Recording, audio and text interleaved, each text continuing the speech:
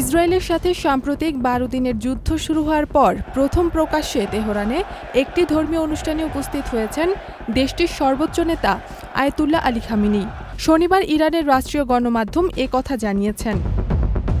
Iran থেকে বার্তা সংস্থা এএফপি জানায়, ইরানের রাষ্ট্রীয় টেলিভিশনে সম্প্রচারিত একটি ভিডিওতে দেখা গেছে শিয়া মুসলমানদের জন্য একটি গুরুত্বপূর্ণ তারিখ ইমাম হোসেইনের শাহাদাত বার্ষিকী উদযাপনের সময় মসজিদে অনুরাগীদের শুভেচ্ছা জানাচ্ছেন এবং অনুপ্রাণিত করছেন এই বৃদ্ধ নেতা।